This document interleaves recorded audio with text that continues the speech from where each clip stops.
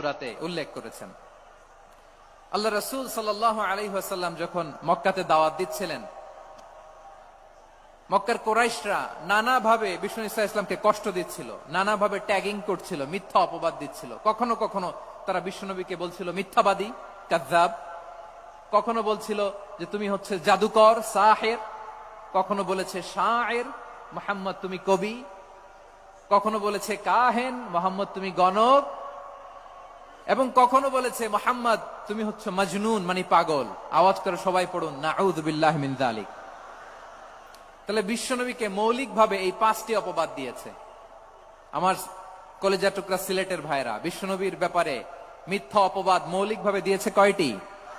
5টি। বলেছে তুমি মিথ্যাবাদী, বলেছে তুমি গণক, তুমি কবি, তুমি পাগল, তুমি জাদুকর।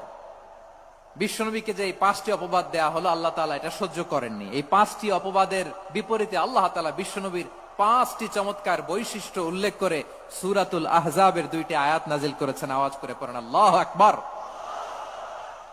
5টি চমৎকার বৈশিষ্ট্য সূরাতুল আহজাবের ভেতরে রব্বুল আলামিন উল্লেখ করে আমাদেরকে জানিয়ে দিচ্ছেন, ইয়া আইয়ুহান নাবিয়্যু ইন্না আরসালনাকা শাহিদান ওয়া মুবাশশিরান ওয়া নাযীরা ওয়া দাঈয়ান ইলাল্লাহি বিইذনিহি ওয়া সিরাজাম মুনীরা।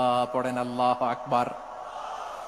রব্বুল আলামিন ডেকে বলেন, ও নবী, নিশ্চয় আমি আপনাকে সাক্ষ্যদাতা রূপে প্রেরণ করেছি, সুসংবাদদাতা রূপে প্রেরণ করেছি, সতর্ককারী রূপে প্রেরণ করেছি, আল্লাহর দিকে আহ্বানকারী রূপে প্রেরণ করেছি, আর আলোদানকারী চেরাগ রূপে, প্রদীপ রূপে প্রেরণ করেছি। পড়েন সুবহানাল্লাহ।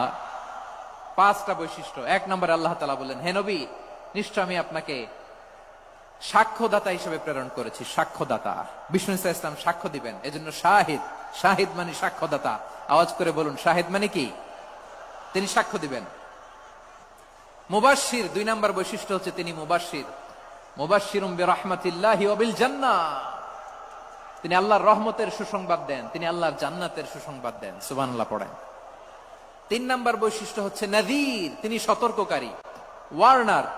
তিনি সাবধান করতে এসেছেন, রিমাইন্ডার দিতে এসেছেন যে আল্লাহর পথে যদি না চলো, শিরকি কাজ যদি না থামাও, তাহলে এমন আযাব আসবে আল্লাহর পাকড়াও থেকে তুমি বাঁচতে পারবে না।